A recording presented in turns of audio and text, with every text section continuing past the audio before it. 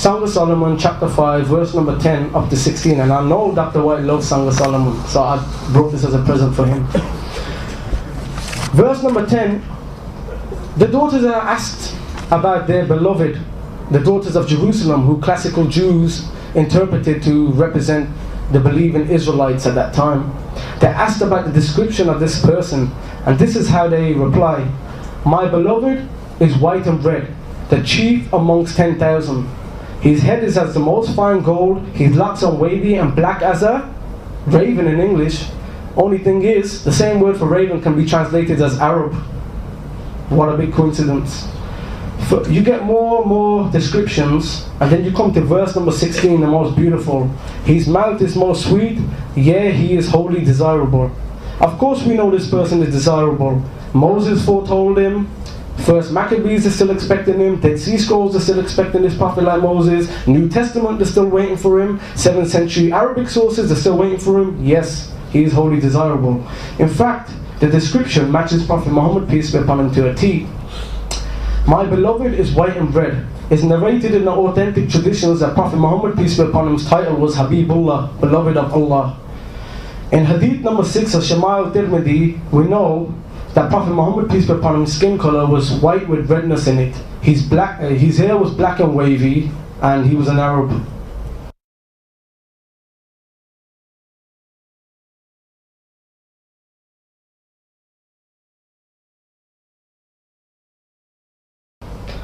Chief amongst 10,000. You go to the biographies of Prophet Muhammad, peace be upon him, and you know that his followers were 10,000 men when they went to Fateh Makkah, opening of Mecca, when they came to be victorious over the persecutors, like Moses was victorious over Pharaoh.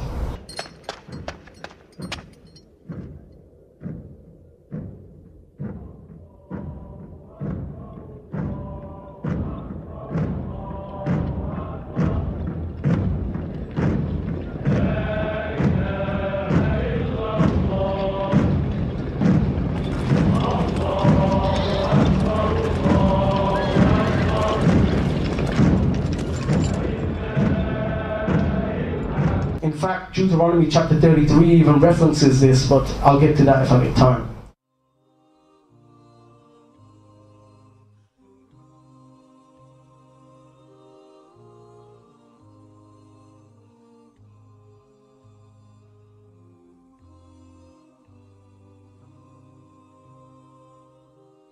The interesting thing about verse number 16 is, in Hebrew, it reads like this: Hikko mamtekim vikullu Muhammadim.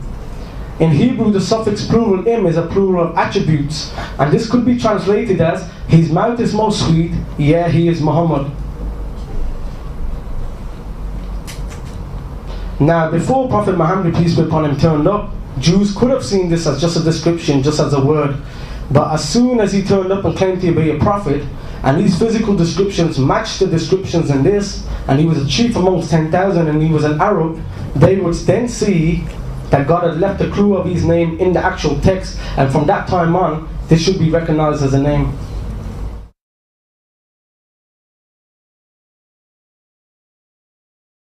His mouth is full of sweetness, and he is wholly desirable. This is my beloved, and this is my friend, O daughters of Jerusalem. This is Solomon's wife extolling the handsome king Solomon that she's going to be marrying.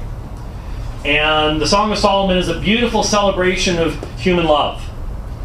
And you have in this text two Hebrew terms that describe him as being full of sweetness and wholly desirable. And if you look at them in the Hebrew, they rhyme with one another. This is poetry. This is poetry.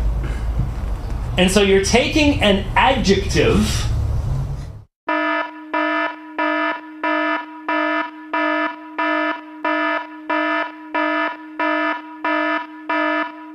from a different language in poetry, in love poetry, and saying, little Jewish boys would recognize that this is about an Arab prophet 600 years after Christ. This is not exegesis, this is eisegesis. This is not reading out of the text its meaning, this is reading into the text a meaning that was never intended to have. To say this is a stretch is a major understatement. What is more, linguistic parallels based upon similar sounds are notoriously worthless.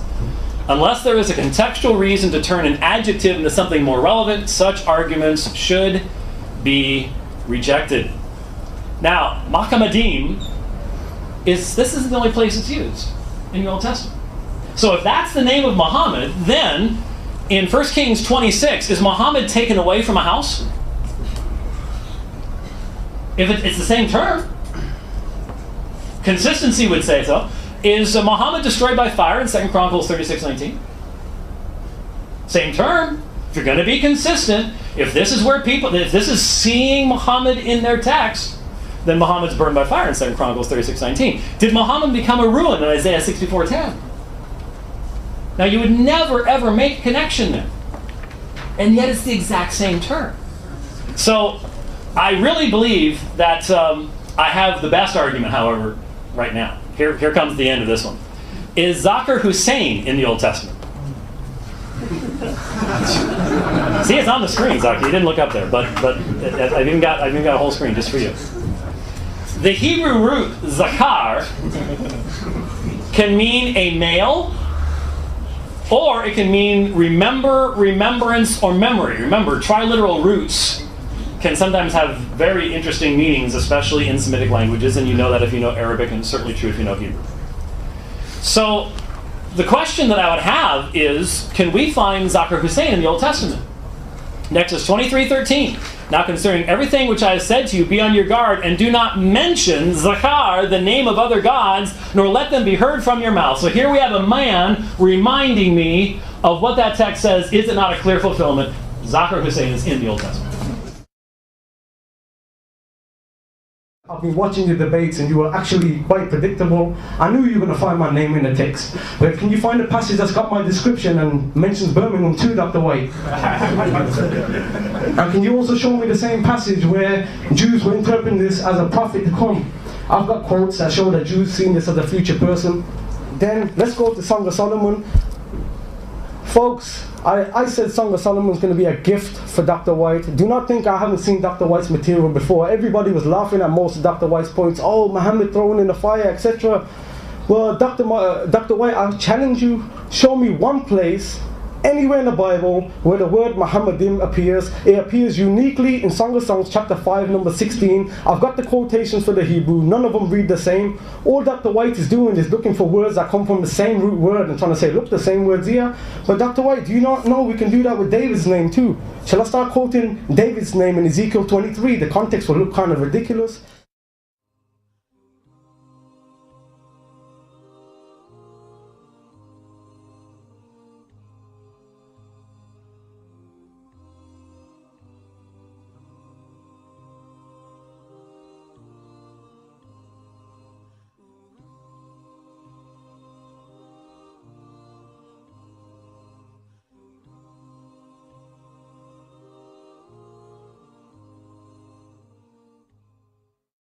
And also another thing to show everybody that Song of Songs chapter 5 verse number 16 is unique. Every other passage that the Christians claim that Muhammad is found, if you translate it into a name, the sentence doesn't make sense. In this one passage, the sentence still makes sense. Another coincidence.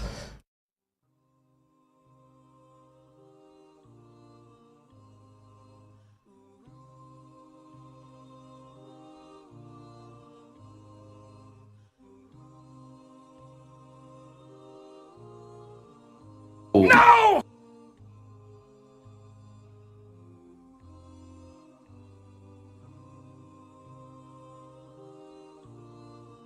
What? No!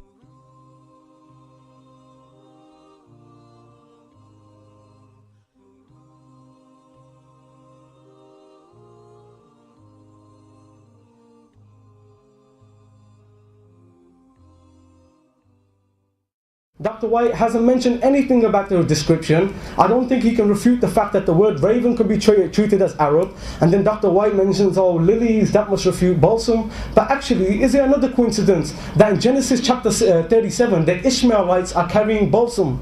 Whoa. Then in Psalms 84, Baqa Valley is mentioned. Why is it called Baqa? Because of balsam trees. And what's the name, ancient name of Makkah? Baqa. Is Makkah Valley? Yes, it is. Also in this place, people do pilgrimage in this Baqqa valley where the balsam trees grow. Psalms 84. Which place is named Baqqa is a valley where people do pilgrimage. And also according to the Septuagint, in Psalms 84 verse number 6, it says, here the lawgiver shall give blessings. Who is the lawgiver that came in the valley of Baqqa? Maybe Dr. White can tell us. It sure wasn't Jesus. And also that corresponds to Deuteronomy chapter 33, where it mentions somebody who's going to come in the land of Paran with 10,000 saints and a fiery law in his right hand. And do you remember Song of Solomon chapter 5, chief amongst 10,000? When you put it together, I tell you straight that the prophecies I've quoted about Prophet Muhammad, peace be upon him, are much more clearer than the prophecies that Christians point to about Jesus. It's much... You like to laugh, but I think you should read Hosea 11. So, also, Dr. White says that the word محمديم is an adjective, but can't adjectives be named? What's your name? Dr. White? White's an adjective, so why don't you delete your name, Dr. White, if an adjective can't be a name? Moreover, it's not even an adjective. Go to the Strong's Concordance, it's a masculine noun. He says, well, that's actually a singular noun. Must not read Hebrew because it is being used as an intensive adjective. It is being used poetically in poetic form with another intensive adjective in Song of Solomon 5:16. It's describing Solomon.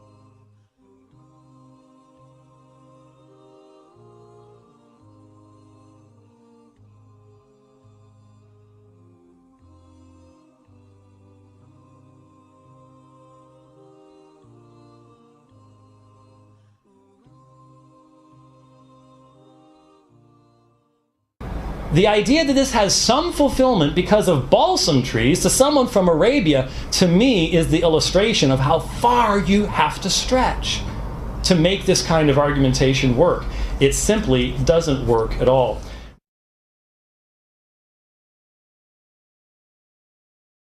Tell me somebody historically whose skin color was white and red, whose hair was black and wavy as an Arab. I remind Dr. White, please tell us if the word raven can be translated as Arab. Chief amongst 10,000. His name is in the text. Dr. White pronounces it in such a way that it sounds like, yo, this can't be Muhammad. Let's hear a rabbi recite it and ask yourself, why did God put this in the text? That sounds like Prophet Muhammad. One second. I don't know if you hear it. يطاب قليل ذهب بفاز مرء بحور كأرزين حكو ممتكيم بخلو محمديم بخلو محمديم بخلو محمديم. I did not take Song of Solomon out of context. Dr. White keeps saying it's talking about Solomon. I've got a source that mentions that Jews seen it as a future person. Also, how can it be talking about Solomon when,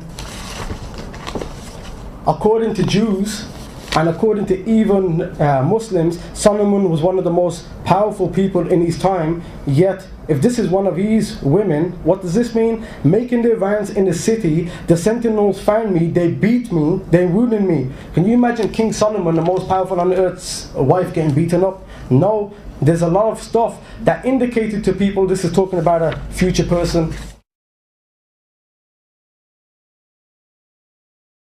I think we have finished the Mahmadim. If you want to believe that an adjective in poetry that is in parallel to another phrase and used because it is in poetic rhyme is the name of a prophet, when the vast majority, notice that Zakir says, well, I can find a scholar over here that says this. Folks, you can find a scholar that says anything. I can find scholars that say Muhammad didn't exist. I can find people who were Muslims to say Muhammad didn't exist. So what? I happen to think he did. I think I can make a pretty good argument that he did. But you can find a scholar who can say anything. The question is, can you find a consistent scholar who has a consistent worldview and will handle his materials consistently? That's the big thing. It says there's a lot of stuff saying that the Song of Solomon isn't about Solomon. Well, there's a whole lot more stuff saying there is. How's that? Like the vast majority of all Jewish commentary down through the centuries and all Christian commentary and everything else. That's pretty easy if we're going to go to that level of debate.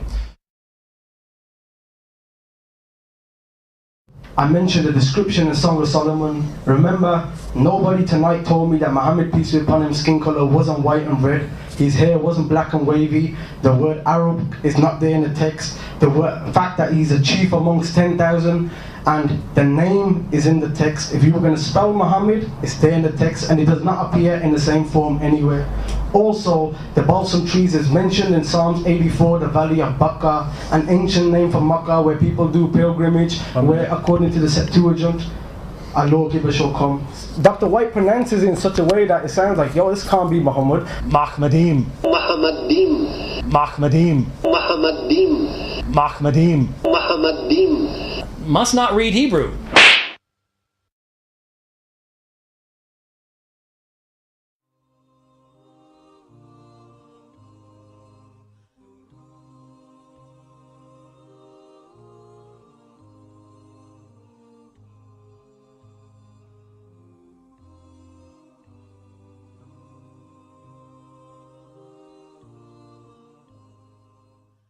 يا أهل الكتاب لا تغلوا في دينكم ولا تقولوا على الله إلا الحق